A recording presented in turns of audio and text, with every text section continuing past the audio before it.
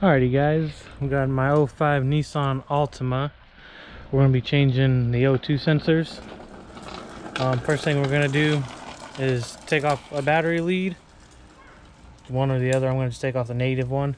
And I'm going to take off this little cover as well, which is 4 screws. 1, 2, 3, and I'm missing one, but 4 right there. And then I'll be right back once I have that off.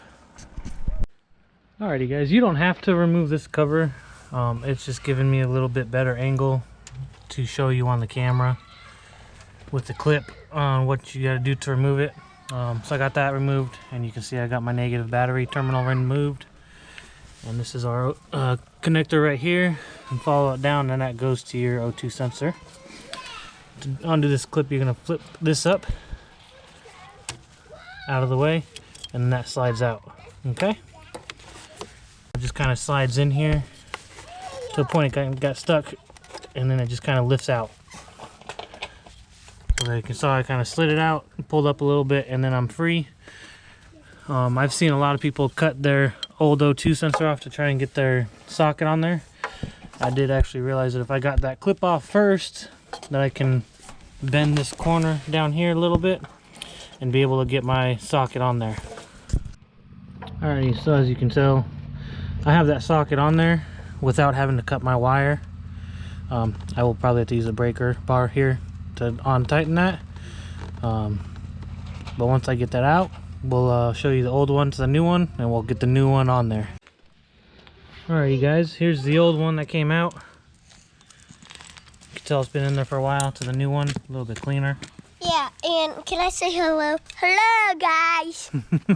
And this is Daddy's Nissan. Said it's my Nissan. Alright, so we're gonna go ahead and put this back in. We'll put the sensor back in first, and then we'll go to the connectors. And he put new speakers in. Alrighty, now that we got that all plugged back in, fastened up, I went ahead and put the cover back on. Not gonna do the battery yet, because now we got to get under the car to do the other O2 sensor as well, which I jacked up on the passenger side.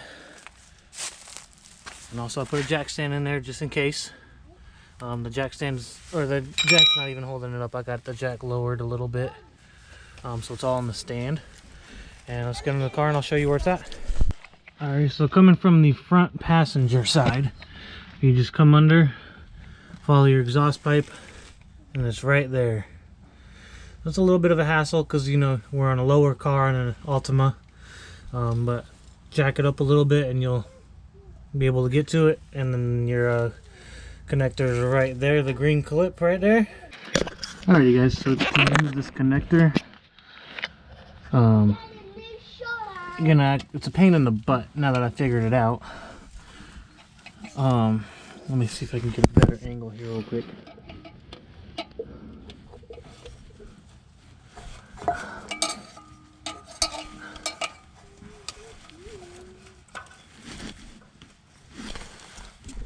So what I had to do for this connector, guys, is see how my needle nose is on there on both one end. You had to pinch that in together and then pull out the O2 sensor. It's not just a push in and try and release it. You gotta kind of pry it against itself and then pull that old O2 sensor out. And then just like we did above, you know, the O2 sensor goes right here.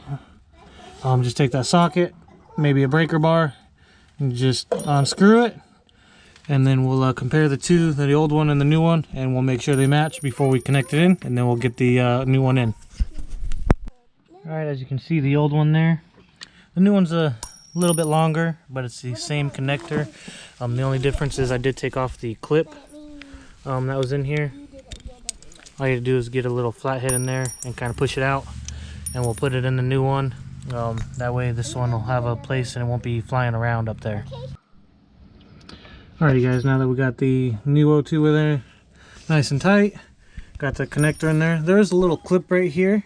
You can be able to stick that wire in, that way it's not kind of flapping down. You don't want touching the pipe. It does have a little heat wrap around it, but obviously exhaust pipes get really hot, so you don't want it to really be touching that either. Alright guys, got everything back connected. I was having a service engine soon light. Okay, I'm gonna drive it for a couple days, make sure that code doesn't come back in. If it does not, I will let you know. But I was having a PO 420 code, which is sensor 1, bank 1, catalytic converter, and they say that that's usually you got to replace your cats. I went the cheaper route and did the O2 sensors first.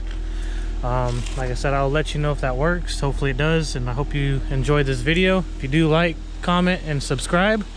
And if you have any other questions about the car, or if any videos you want to see, let us know. Thank you. Alrighty guys, did the O2 sensors on Saturday, and coming home from work today, I got my service engine soon light. So replacing that did not help my code. The next thing we're going to try is get some catalytic converter cleaner and put that in the gas tank and see if that helps clean it up a little bit. And if that don't help, then we'll just go to replacing the cats.